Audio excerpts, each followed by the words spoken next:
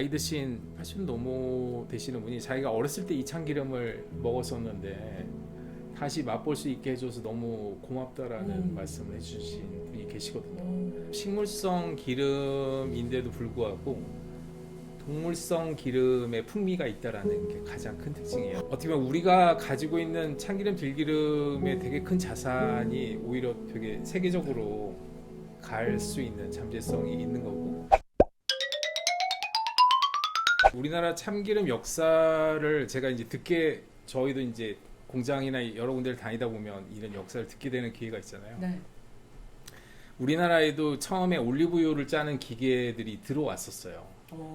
예, 근데 그런 기계들이 사실은 이제 참깨나 올리브유를 짜는 방식은, 올리브유는 과즙인 거고, 네. 과육인 거고, 그 다음에 얘네는 씨드를 짜는 방식인데, 이게 열에 의해서 볶아진 다음에 짜는 방식이 이런 올리브유 착유하는 기계와 맞지 않아요.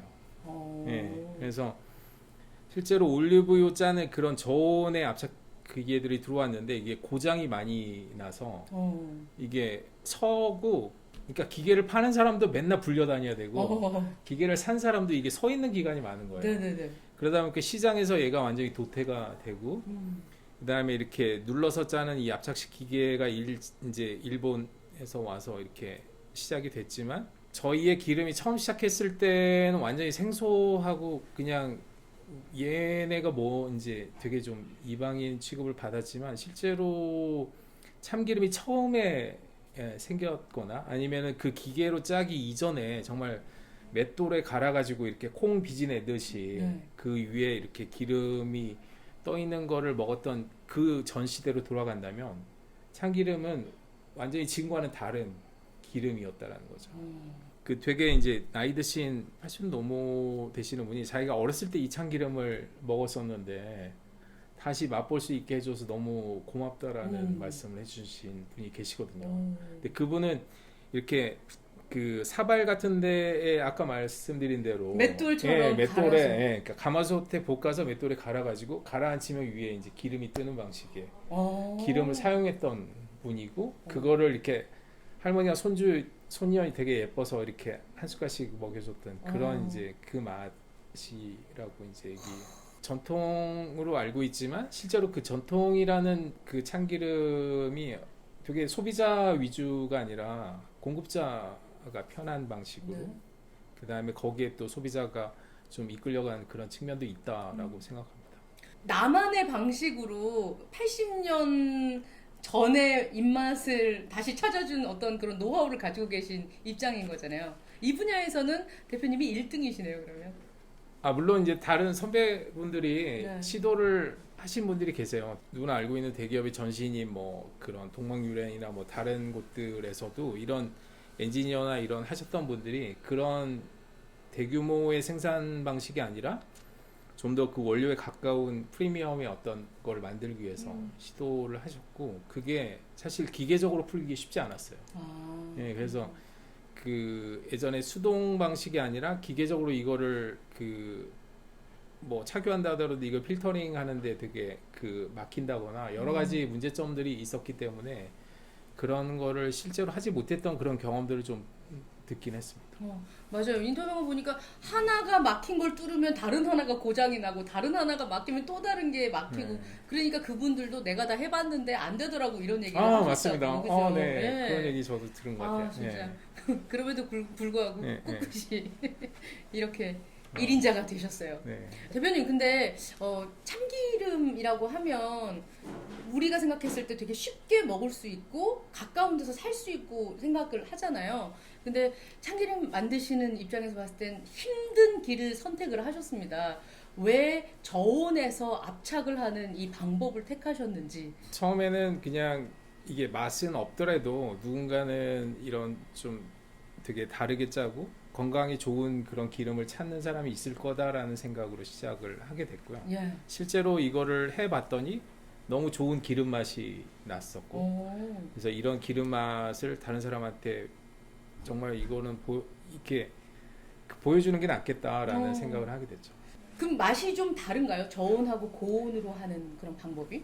기존에 이제 누구나 아는 참기름 맛이 아니라 저온으로 하게 되면 이게 볶음 참깨가 좀 으깨졌다고 할까? 그런 어떻게 보면은 음식에 들어가서도 그냥 참기름이 들어갔다고 생각이 안 드는데 어느 순간 내가 어떤 맛에서 이렇게 고소한 맛을 느끼나라고 생각할 수 있는 어떻게 보면은 다른 음식 재료를 누르는 게 아니라 되게 서로 잘 어울려서 오. 예, 서로를 좀 북돋운다 그럴까? 그런 그렇군요. 느낌의 기름입니다. 약간 뒤에서 전체적인 서포팅을 해주는 그런 역할인데 나중에 본인도 이렇게 살짝 네. 드러나 보이는. 맞아요. 네. 그렇군요. 네, 네. 그러면 우리 대표님께서 만드신 참기름 자랑 좀 해보도록 하겠습니다. 요즘 미국에서 난리가 났다고 들었는데요, 맞나요? 미국 뉴욕의 이제 미슐랭 레스토랑들인데 예. 이제 그 다니엘이나 바타드나 아토믹스 말고도 최근에 그 브루클린에 오픈한 프렌치 레스토랑도 들어가고 예.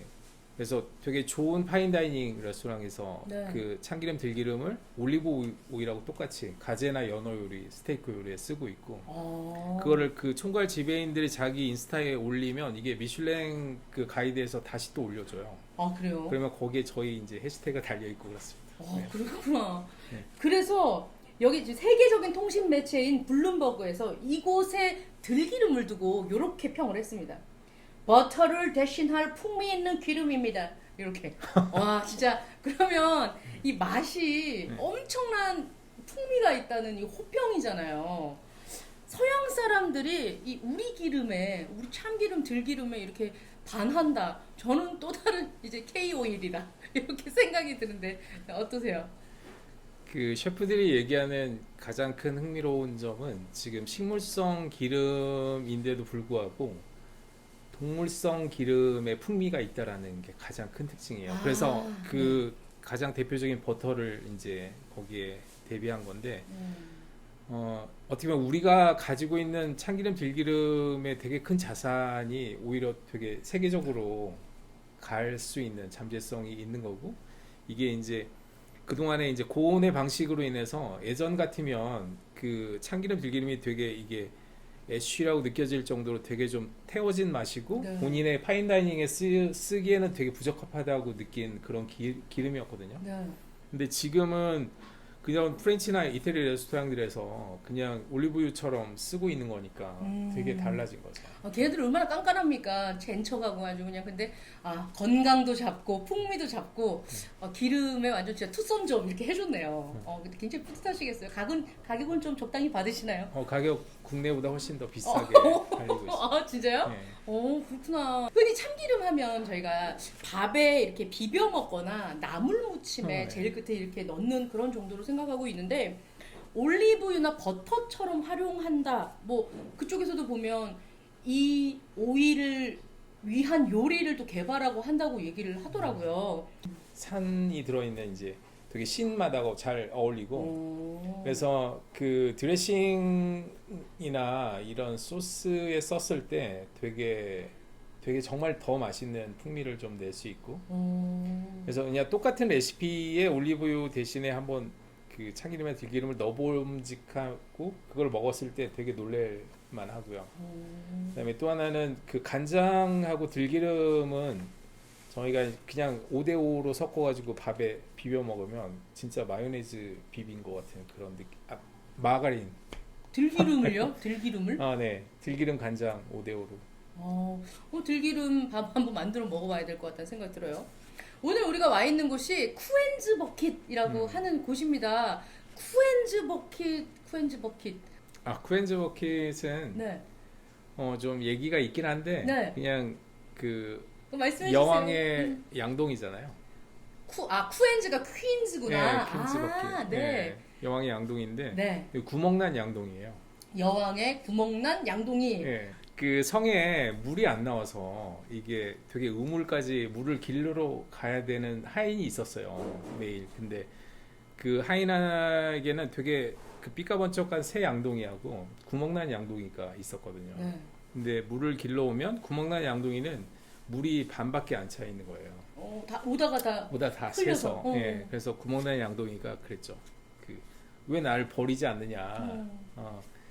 나는 갔다 오면 되게 반밖에 물을 못 가져오는데. 예, 그랬더니 그 하인이 그 네 밑을 봐라 그랬대요. 그러니까 밑을 보니까 되게 그 꽃들이 정말 화사하게 펴 있는 거예요. 네가 그 구멍에 물이 새는 걸 보고 내가 꽃씨를 심었단다. 그리고 그 꽃이 핀 거를 여왕한테, 그러니까 그 물을 갖다 주진 않지만 그 꽃이 그 여왕의 식탁에 화병으로 꽂아져서 되게 그 좀 더 나은 행복감이나 뭐 이런 걸 같이 주고 있다라고 이제 얘기를. 저희는 이게 지방이라는 게 식품에서 정말 탄수화물, 단백질 말고 딱 하나 지방으로 있지만 사람들이 지방을 생각하는 의미는 되게 작거든요. 그냥 되게 음식을 튀겨내거나 아니면 정말 볼륨을 늘리는 맞아. 예, 그런 용도로만 생각하는데 실제로 지방은 이게 뇌의 85%이기도 하고 예, 그다음에 아이들이 크면서 그 성장하는 거나 면역이나 그다음에 나중에 이제 그 운동하거나 이런 그런 걸로 인한 어떤 근육의 그 독성이 쌓이는 걸 배출하는 거 모든 게 다 지방이 관여돼 있고요. 나중에 노인의 이제 치매에도 이게 뇌의 85%다 보니까 주요 인자이기도 하거든요. 우린 지방을 그동안 너무 몰랐네요. 무시하고 네. 그랬어요. 그죠? 그래서 그 저희는 이제 이런 지방을 되게 양을 늘리는 소비가 아니라 양을 줄이더라도 되게 좋은 지방을 섭취하는 게 중요하고 이게 우리가 지금 먹고 있지만 또 아이들이 먹게 될 그런 이제 식품이 지방을 좀 더 건강하게 만들어 보자라는 생각을. 되게 올리브유보다 훨씬 뛰어난 부분들이 훨씬 많거든요. 그리고 되게 스펙트럼도 크고 그래서 그러한 것들이 훨씬 더 그 기능적인 부분이 살아나면서도 맛으로도 흥미적으로도 되게 그 진짜 글로벌 기름이 될 수 있는 네, 그리고 또 그렇게 될 수 있는 뭔가의 그 시스템들이 되게 경량화되면서도 그러니까 작게 그냥 쉽게 나갈 수 있는 대신에 많은 기술들이 들어올 수 있는 네, 그런 것들로 좀 이제 계속 만들어 나갈 생각이죠. 그러면 도심 방앗간도 만드셨고 어떻게 보면 우리가 등한시역에서던 우리 기름에 대한 자부심도 이만큼 올려주셨단 말이에요. 앞으로 쿠앤즈 버킷이 어떤 식으로 또 진취적으로 나가실지 계획이 듣고 싶습니다. 저희는 일단은 이제 최근에는 샐러드샵을 하나 오픈했고요. 네. 그래서 이게 참기름, 들기름이 달라질 수 있는 모습을 이제 하나하나 저희가 만들어내고 이 참기름, 들기름이 들어있는 한국의 식단이 너무 건강하고 너무 유익하다고 생각하거든요. 그래서 그게 정말 이렇게 건강하게 전달되고 건강하게 활용될 수 있는 그런 문화를 만들 수 있도록 계속 노력하고 저희가 뭔가의 역할을 할 수 있다면 계속 할 수 있도록 하겠습니다. 말씀하신 것 중에 진짜 참기름하고 들기름을 진짜 받고 살거든요. 저희 엄마 아빠도 다 시골 계셔가지고 참기름 떨어졌나 들기름 붙여줄까 이렇게 얘기를 하는데 그것만으로도 내가 대단히 사랑받고 있구나, 그리고 이 굉장히 귀한 정성으로 나를 위해 만들었구나 하는 걸 한국 사람이라면 다 느낄 거라는 생각이 들어요. 앞으로도 열려라 참깨 이 주문을 외우시면서 정말 글로벌 세계의 문을 쾅쾅쾅 다 도장 깨기 하고 다니시는 그런 우리 쿠앤즈 버킷 박종용 대표님 되셨으면 좋겠습니다. 푸드와 테크가 만났을 때 가짜낸 건강한 기름인 참기름, 들기름처럼 자신의 인생도 산패되지 않고 건강하게 만들어가는 박정용 대표님의 참깨 같은 인생 철학 들어봤습니다. 굉장히 고소하고 맛있고 멋지다라는 생각이 드는데요. 우리도 각자 마음속에 열려라 참깨 같은 그런 마법의 주문 하나쯤 품고 살아도 좋겠다. 좌절할 때마다 이 주문 외우면서 다시 벌떡벌떡 일어나는 그런 주문 하나씩 있었으면 좋겠다는 생각이 듭니다. 자기 인생의 철학자들을 만나서 함께 공부해보는 인생 나눔 교실 모두의 공부방. 오늘 공부가 마음에 드셨다면 댓글과 구독 부탁드립니다. 저희는 박정현 대표님과 같이 인사드릴게요. 여러분 고맙습니다. 안녕.